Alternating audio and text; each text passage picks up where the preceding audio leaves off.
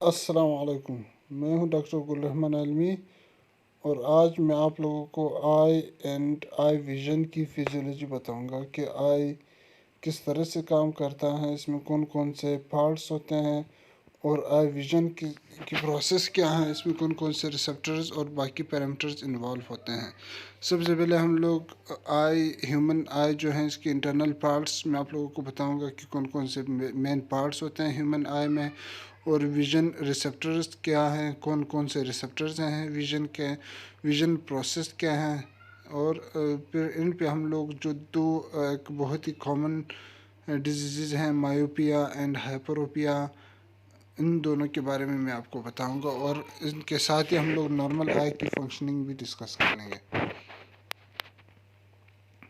सबसे पहले हम मूव करते हैं towards the internal parts of human आई, जिसमें हम इस डायग्राम से सारे के सारे पार्ट्स ऑफ द आई हम लोग देख लेंगे कि वो कहाँ पर प्रेजेंट हैं और किस तरह से वो अपना क्या रोल वो परफॉर्म करते हैं। सबसे पहले हमारे पास कॉर्निया आ जाता है जो कि एक ट्रांसपेरेंट मेम्ब्रेन है। कॉर्निया आज के आउटर सरफेस जो हमें नज़र आ रहा होता है, इस सरफेस के ऊपर एक लेयर के फॉर्म में प्रेजेंट होता है जिसको हम लोग कॉर्निया कहते हैं। और जो बैक साइड ऑफ द आई के ऊपर जो लेयर के फॉर्म में प्रेजेंट होते हैं उसको हम लोग स्क्लेरा कहते हैं। कॉर्निया करता है कि ये एक तो जो हैज़र्डस रेज हैं उनसे आइज़ को प्रोटेक्ट करता है, और दूसरे ये कि ये एक फ़िज़िकल प्रोटेक्शन टाइप प्रोवाइड करते हैं। और इसके अंदर डिफरेंट ऑर्गन्स हैं, जिस तरह इसके अंदर फॉर एग्जांपल एंटीरियर चैम्बर है जहाँ पर फ्लूइड होगा, और वो फ्लूइड एक आइसोटोनिक फ्लूइड होगा। आइसोटोनिक फ्लूइड वो फ्लूइड होता है इस एंटीरियर चैम्बर के अंदर, और विट्रस बॉडी के अंदर आइसोटोनिक फ्लूइड होता है। आइसोटोनिक फ्लूइड वो फ्लूइड है जिसके अंदर जिसको हम लोग 0.9% सोडियम क्लोराइड सोल्यूशन कहते हैं। 0.9% मीन्स कि जब आप 0.9 ग्राम सोडियम क्लोराइड साल्ट आप लेंगे और उसको आप 100 ml ऑफ वाटर में अगर डिज़ोल्व करेंगे, उस सोल्यूशन को हम लोग आइसोटोनिक सोल्यूशन कहते हैं। आइसोटोनिक इसलिए कहते हैं क्योंकि उस सोल्यूशन की कंसनट्रेशन और जो बॉडी फ्लूइड्स की कंसनट्रेशन या टॉनिसिटी है वो सेम है, मैच करती है, जिसकी वजह से हम लोग उसको आइसोटोनिक सोल्यूशन कहते हैं। तो यहाँ पर भी वही आइसोटोनिक फ्लूइड प्रेजेंट होता है, और वो आइस का इंटरनल जो एक प्रेशर होता है उसको बरकरार रखते हैं, और उस प्रेशर को हम लोग हाइड्रोस्टैटिक प्रेशर कहते हैं। Hydro for water, static means stop हो जाना। तो वाटर की वजह से जो प्रेशर होगा उसको हम लोग हाइड्रोस्टैटिक प्रेशर कहते हैं। और आमतौर पर ये प्रेशर आइस के अंदर लो रहता है। कोई भी अगर एक्सटर्नल फैक्टर आ जाता है, जिस तरह फॉर एग्जांपल हाइपरटेंशन है या शुगर डायबिटीज़ वगैरह है या कोई भी और कंडीशन है, उसमें ये प्रेशर इंक्रीज़ हो जाते हैं, जिसकी वजह से या चेंज हो जाता है ये प्रेशर, जिसकी वजह से आइज़ के ऊपर बर्डन या बोझ ज़्यादा हो जाते हैं और आइज़ में फिर पेन या इस तरह के मसले आने शुरू हो जाते हैं। तो एंटीरियर चैम्बर और जो vitreous body of the eye हैं, they play most important role in overall functioning of the eyes. इसके बाद फिर यहाँ पर अंदर जो ब्लैक कलर का हमें नज़र आ रहा था, ब्लैक स्पॉट टाइप जिसको हम लोग बाल टाइप, इसको हम लोग पिपल कहते हैं। पिपल एक कंस्ट्रक्शन और रिलैक्सेशन शो करता है। ये जब लाइट इन होती है तो उस टाइम पे ये उसको एब्जॉर्ब करने के लिए कंस्ट्रक्ट हो जाते हैं, फिर दोबारा ये रिलैक्स कर जाते हैं। और ये ज़्यादातर जो सिंपैथेटिक नर्वस सिस्टम है उसकी वजह से ये डायलेशन होती हैं इस या डायलेट कर जाता है पीपल, और जो पैरासिम्पैथेटिक नर्वस सिस्टम है उसकी वजह से पीपल जो है वो कंस्ट्रक्ट होती हैं, और इसके साथ एरिस भी प्रेजेंट होते हैं जो इसकी जो मूवमेंट है इसमें वो हेल्प प्रोवाइड करते हैं। और यहाँ पर सिलरी बॉडीज़ या बाकी मसल्स प्रेजेंट होते हैं जो इसके मूवमेंट में हेल्प रोल प्रोवाइड करते हैं। उसके बाद फिर हमारे पास लेंसेज प्रेजेंट होते हैं। लेंसेज जो कि एक तो आर्टिफिशियली तौर पर जो कॉस्मेटिक पर्पज़ के लिए लगाए जाते हैं, लेकिन यहाँ पर ये जो लेंसेज हैं इनका मेन फंक्शन एक्यूमुलेशन है या फोकस करना, किसी भी चीज़ पे फोकस करना, किसी भी चीज़ को क्लियर वाजह दिखाना, ये लेंसेज का काम है। जब आइज़ में डिफरेंट लाइट के रेज जब इंटर होती हैं, उनको वो जब कॉर्निया और सारों से इंटर होगी लेंसेज के ऊपर आएगी, लेंसेज उनको कंप्रेस करेगी उन लाइट रेज को, और उस वो जो लाइट रेज हैं उनको एक प्रेजेंटेबल फॉर्म में फिर आगे रिसेप्टर के सामने पेश करेंगे। और फिर हमारे पास विट्रस बॉडी, जिस तरह मैंने पहले बताया कि ये इसके अंदर फ्लूइड होते हैं जो कि एक आइसोटोनिक प्रेशर या या जो hydrostatic pressure of the eyes हैं उनको बरकरार रखते हैं। और यहाँ पर स्क्लेरा प्रेजेंट होते हैं। जिस तरह कॉर्निया जो है वो एक ट्रांसपेरेंट लेयर है जो कि फ्रंट ऑफ द आइज के ऊपर प्रेजेंट है। Sclera is present on the back side of the eyes जो कि कवरिंग प्रोटेक्टिव कवरिंग है। और ये स्क्लेरा ओपेक इन नेचर होता है। और उसके बाद फिर यहाँ पर रेटिना प्रेजेंट होता है। यहाँ पर ये येलो कलर का जैसे नज़र आ रहा होगा, ये बेसिकली रेटिना होता है। और ये रेटिना के अंदर rods and cones receptors present होते हैं। और वही रिसेप्टर्स जो हैं वो जो रोड्स एंड कॉन्स रिसेप्टर्स हैं वो कोई भी इम्पल्स जो मैसेज रिसीव करेंगे उसको इलेक्ट्रोकेमिकल इम्पल्स के फॉर्म में चेंज करेंगे। और वो फिर ऑप्टिक नर्व के ज़रिए से वो मैसेज फिर आगे ब्रेन तक जाएगी। यहाँ पर जो क्रेनियल नर्व या सेंसरी नर्व इन्वॉल्व होते हैं वो उसको हम लोग ऑप्टिक नर्व कहते हैं, जो फिर ब्रेन की तरफ मैसेज लेके जाएंगे। और जहाँ से ऑप्टिक नर्व ब्रेन की तरफ जा रही है, मतलब जिस पॉइंट पे ये आइस को एग्जिट करेगी उस पॉइंट को हम लोग ब्लाइंड स्पॉट कहते हैं। ये थी ओवरऑल ह्यूमन आई की एनाटॉमी, जिसमें सारे पार्ट्स और जितने भी इनके फंक्शंस शॉर्टली जो हैं वो हम लोगों ने बता दिए। ऑनवर्ड बाकी प्रेजेंटेशन में हम वन बाय वन इनको मेनली डिस्कस कर लेंगे। सबसे पहले हम आते हैं इनकी जो फंक्शनिंग है all parts of the ice की। जिस तरह मैंने पहले भी बताया कि इसमें जो कॉर्निया है वो रिफ्रैक्शन काज करते हैं। अच्छा, इसमें रिफ्रैक्शन और रिफ्लेक्शन अगर हम देखें तो इन दोनों में काफ़ी फ़र्क है। रिफ्लेक्शन वो उस एक्शन को हम लोग रिफ्लेक्शन कहते हैं जहाँ पर लाइट किसी भी चीज़ से अगर गुजर जाती हैं उसको हम लोग रिफ्लेक्शन कहते हैं। सॉरी, अगर उससे किसी भी चीज़ पे अगर लाइट स्ट्राइक होती है और वहाँ से बेंड हो जाती है या उससे पास नहीं होती है उसको हम लोग रिफ्रैक्शन कहते हैं। और रिफ्रैक्शन उस फेनोमेना को कहते हैं जो कि लाइट को जब पास हो जाती है उसको हम लोग रिफ्रैक्शन कहते हैं। तो कॉर्निया जो है वो लाइट पास करती है, मोस्टली ये लाइट्स को पास करती है, जिसकी वजह से हम कहते हैं कि cornea causes most of the refraction, मतलब ये ज़्यादातर लाइट को पास करती हैं ताकि वो इनसाइड ऑफ द आई में चली जाए और ऊपर से वो इमेज हमें नज़र आ जाए। अक्सर जो ग्लाउकोमा के जो कि कॉमन डिजीज़ है आइज़ की, उसमें आइज़ के जो है वो आइज़ के ऊपर एक पर्दा आ जाता है जिसमें ये कॉर्निया जो है वो सख्त जिस तरह ये ट्रांसपेरेंट है और ये रिफ्रैक्शन काज करते हैं, जिसमें जो कॉर्निया है वो ओपेक लेयर बन जाते हैं। ओपेक मीन्स कि उससे दूसरी साइड नज़र नहीं आती और उससे फिर ये होगा कि लाइट भी इससे पास नहीं होगी, रिफ्रैक्शन ये प्रॉपर तरीके से फिर रिफ्रैक्शन नहीं करेगा, जिससे फिर वो प्रॉपर डिजीज़ जो है वो डेवलप हो जाती हैं। और फिर आइज़ के अंदर जो है वो क्रिस्टलाइन लेंसेज होते हैं जो कि फ़ाइन ट्यूनिंग या एक्यूमुलेशन इसके लिए हम एक वर्ड यूज़ करते हैं, या आसान अल्फाज में कि ये जो भी फोकस जो है किसी भी चीज़ के ऊपर उसको क्रिएट करवाते हैं, किसी भी चीज़ को क्लियर करेंगे आपके आंखों के सामने। और हमारे आइज़ के अंदर सिलेरी मसल्स होते हैं जो कि लेंसेज की मूवमेंट या उसमें फ्लेक्स ऑफ द लेंसेज जो हैं ये करवाते हैं। और रेटिना जो है ये एक एक्सटेंशन ऑफ आइज़ है जहाँ पर रिसेप्टर जो कि आंखों में प्रेजेंट है back side of the eyes पे। और इसमें receptors rods and cone receptors होते हैं जो कि मैसेज को इलेक्ट्रोकेमिकल इम्पल्स फॉर्म में चेंज करेंगे। वो फिर फर्दर फोविया और जो ब्लाइंड स्पॉट हैं जहाँ से ऑप्टिक नर्व जो है वो निकल के या आई बॉल से ऑप्टिक नर्व निकल के फर्दर वो ब्रेन की तरफ फिर मैसेज लेके जाएगा। जो कॉर्निया है हम लोगों ने पहले बताया कि ये एक transparent part of the eye है that covers front portion of eye, जो कि आंखों के फ्रंट पोर्शन जो है उसको कवर करते हैं। और इसमें मेनली जो जिन जिन पार्ट्स को ये कवर करते हैं तो पिपल को ये कवर करते हैं जो कि opening centre of the eye हैं। और दूसरे ये एरिस को कवर करते हैं जो कि अक्सर लोगों में, जिस तरह आप लोगों ने ऑब्जर्व भी किया होगा, अक्सर लोगों में ये कलर्ड आ रहा होता है, मतलब किसी का ब्लैक होता है या फॉर एग्जाम्पल किसी का जो एरिस है ये फॉर एग्जाम्पल बाज़ लोगों का जो एरिस है ये ब्लू कलर का नज़र आ रहा होगा, लाइट या स्काई ब्लू कलर होगा। और जो एंटीरियर चैम्बर है जो कि फ्लूइड फील्ड चैम्बर है उसको भी कॉर्निया कवर करते हैं और उसके अंदर फ्लूइड फील्ड होता है जो कि आज के हाइड्रोस्टेटिक प्रेशर को बरकरार रखते हैं। अच्छा, फिर कॉर्निया का जो मेन फंक्शन पहले हम लोगों ने डिस्कस किया कि रिफ्रैक्शन ऑफ लाइट को रिफ्रैक्ट करते हैं। मोस्टली लाइट को जो है वो रिफ्रैक्ट करेंगे, लेकिन कुछ जो हैजर्डस लाइट्स हैं जो कि आंखों के लिए ठीक नहीं होंगे, सेंसिटिव लाइट्स जो हैं उनको ये बेंड भी कर सकते हैं, मतलब उसको रिफ्लेक्ट भी कर सकते हैं ये। फिर हमारे पास लेंसेज आ जाते हैं। लेंसेज जो कि मैंने पहले जिस तरह बताया कि ये फाइन एक्यूमुलेशन या फोकस जो है ये क्रिएट करने के लिए ये यूटिलाइज होते हैं। किसी भी चीज़ पे आप फोकस कर सकते हैं लेंसेज के ज़रिए से।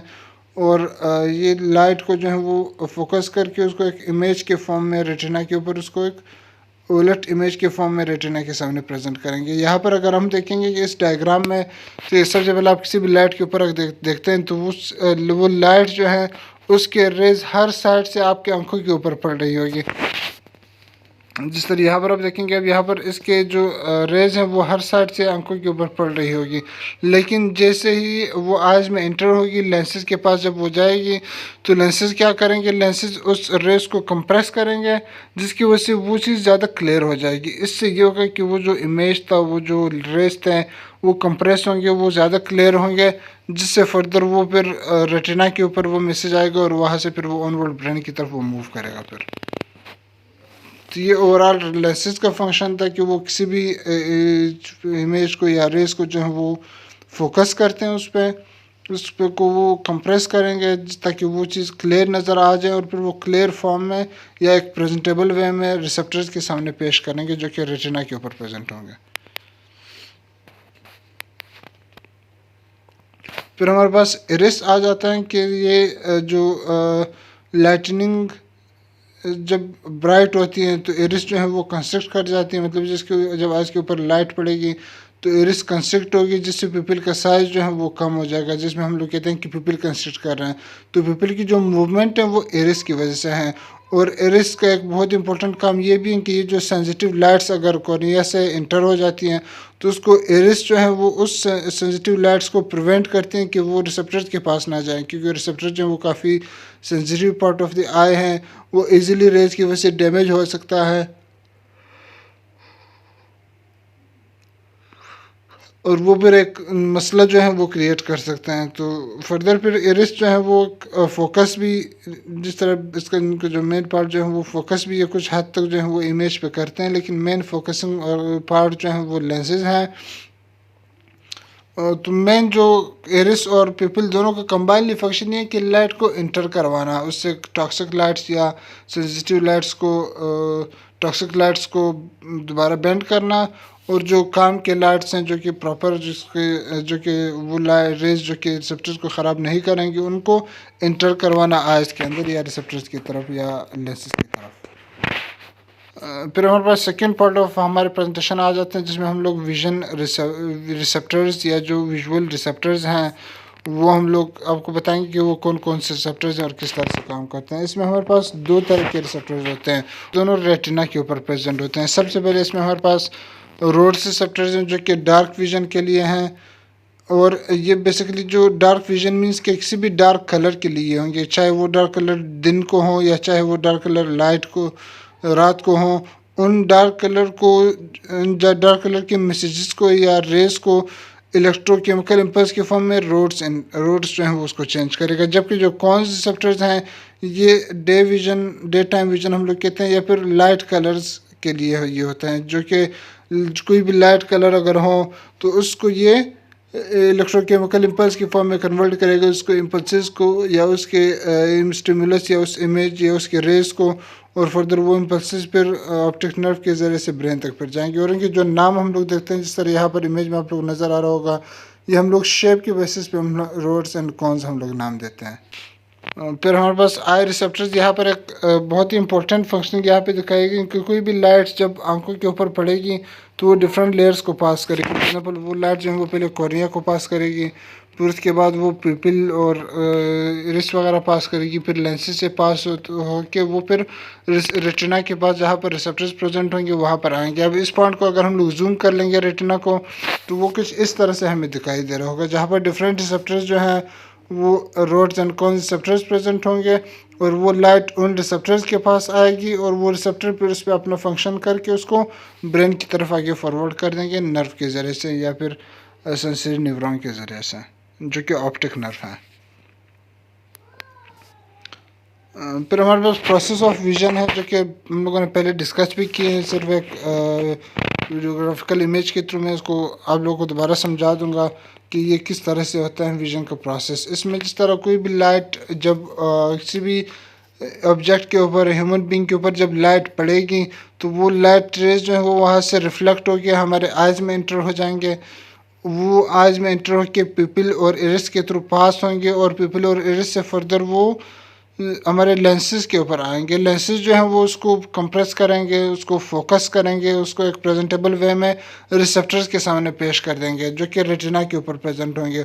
और वो रेटिना जो है वो उसको इलेक्ट्रो के ऊपर जो रिसेप्टर्स प्रेजेंट है रेटिना में, वो इस रेज को या लाइट रेज को इलेक्ट्रोकेमिकल इम्पल्स के फॉर्म में चेंज करेगा। और वो इलेक्ट्रोकेमिकल इम्पल्स फिर ऑप्टिक नर्व के ज़रिए से ब्रेन तक वो मैसेज जाएगा, और ब्रेन जो है वो फिर वहाँ पर फिर हमें नज़र आ जाएगा कि कोई भी वो ऑब्जेक्ट है, बंदा है, कौन है। और वो फिर अपनी मेमोरी या थिंकिंग उन सारों सेंटर से फिर आपको एक कमांड या प्रोसेस दे देगा कि आपने उस बंदे को पहचाना, नहीं पहचाना या किस तरह से है। फिर हमारे पास नॉर्मल आइज़ की फंक्शनिंग आ जाती है कि नॉर्मल आई किस तरह से फंक्शनिंग करती हैं और जो बाकी आइज़ हैं वो किस तरह से काम करते हैं। जिसमें सबसे पहले नॉर्मल आइज़ अगर हम लोग देखें तो कोई भी किसी भी ऑब्जेक्ट को जब हम लोग देखते हैं, उस ऑब्जेक्ट के लाइट रेज अगर रिसेप्टर तक पहुंचती हैं, उस ऑब्जेक्ट की लाइट रेज अगर रिसेप्टर तक पहुंचती है, जिस तरह यहाँ पर फॉर एग्जाम्पल वो रेटिना तक पहुंच रही है, तो इसका मतलब वो इमेज फिर आपको ब्रेन में शो होगा, वो इमेज फिर आप देख सकते होंगे। लेकिन अगर किसी भी रीज़न की वजह से वो लाइट रेज अगर रिसेप्टर तक नहीं पहुंचेगी, या तो वो रिसेप्टर से पहले ख़त्म हो जाते हैं या रिसेप्टर से ही वो आगे चले जाते हैं, उस केस में फिर आपको वो क्लियर नज़र नहीं आएगा, या फिर बिल्कुल नज़र नहीं आएगा, या फिर क्लियर नज़र नहीं आएगा, ब्लर नज़र आएगा। तो जब तक कोई किसी भी चीज़ के रेज जब रेटिना के साथ या फिर रिसेप्टर के साथ स्ट्राइक जब तक नहीं होंगे, उस वक्त तक वो रेज, उस वक्त तक वो ऑब्जेक्ट आपको नज़र नहीं आएगा। और फिर जो मायोपिया है, इसमें क्या होता है, इसमें दो डिजीज कंडीशन है, एक मायोपिया है और एक हमारे पास हाइपरोपिया है। मायोपिया वो कंडीशन है जिसको हम लोग नियर साइटेडनेस कहते हैं। नियर साइटेडनेस मीन्स कि आप अगर किसी चीज़ को देखते हैं, और ये मोस्टली ज़्यादातर आम कॉमन अगर आई नॉर्मल हो तो उसमें ये इस वजह से होगा कि आप बहुत दूर से किसी चीज़ को देख रहे होंगे। इसका नाम नियर साइटेडनेस है, लेकिन ये दूर ऑब्जेक्ट्स के लिए है। मतलब आप दूर अगर कोई चीज़ बहुत ही दूर पड़ी है और आप उसको अगर देखते हैं, तो उसके जो लाइट रेज है वो आपके आइज में इंटर तो होंगे, लेकिन वो प्रॉपर रेटिना या रिसेप्टर्स तक वो पहुंच नहीं कर पाएंगे। जिस तरह यहाँ पर शो रहा है कि वो लाइट रेज जो है वो रेटिना या रिसेप्टर्स तक नहीं पहुंच रहे हैं, जिसकी वजह से इलेक्ट्रोकेमिकल इम्पल्स नहीं बनेंगे और मैसेज जो है वो आगे ब्रेन तक कैरी नहीं होगा। तो इस कंडीशन को हम लोग मायोपिया कहते हैं। ये इसके डिफरेंट वजूहत हो सकते हैं। आइज में भी कोई मसला हो सकता है, शायद लेंसेज ख़राब हो, शायद जो कॉर्निया है उसके ऊपर कोई मसला हो, या तो वो उसकी लेयर जो है वो ख़राब हुई हो, या वो ओपेक होने की तरफ जा रही हो, या इसमें पिपल में भी कोई मसला हो सकता है, या कोई ऑब्जेक्ट अगर दूर पड़ी है तो उस वजह से भी ये हो सकता है। डिफरेंट नॉर्मली एबनॉर्मल वजूहत जो हैं वो मायोपिया के हो सकते हैं। सेकेंड फिर हमारे पास केस आ जाता है हाइपरोपिया। हाइपरोपिया जिसको हम लोग फार साइटेडनेस भी कहते हैं, कि आप जब किसी दूर नज़दीक की चीज़ को जब आप देखते हैं, इसका नाम फार है लेकिन ये नज़दीक की चीज़, नियर ऑब्जेक्ट को जब आप देखते हैं, तो उस नियर ऑब्जेक्ट के जो रेज हैं वो आपके आंखों से, जो आंखों के ऊपर जो रेटिना और रॉड्स एंड कोन रिसेप्टर्स जो प्रेजेंट हैं, वो उस रिसेप्टर से गुजर के आगे चली जाती हैं। जिस तरह यहाँ पर शो हो रहे हैं कि वो रिसेप्टर से गुजर के आगे चली जाती हैं, जिसकी वजह से वो रिसेप्टर पे स्ट्राइक नहीं होगी, और जब तक कोई भी ऑब्जेक्ट के रेज रिसेप्टर पे स्ट्राइक नहीं करेंगे, उस वक्त तक वो इलेक्ट्रोकेमिकल इम्पल्स के फॉर्म में मैसेज ट्रांसफ़र नहीं होगा। और अगर वो इलेक्ट्रोकेमिकल इम्पल्स के फॉर्म में ट्रांसफ़र नहीं होगा तो वो एक रिस्पांस भी शो नहीं कर सकते होंगे, या वो इफ़ेक्ट भी ब्रेन तक उसको इसका मैसेज में नहीं जा सकता होगा। So this was all about the physiology of eyes and vision process.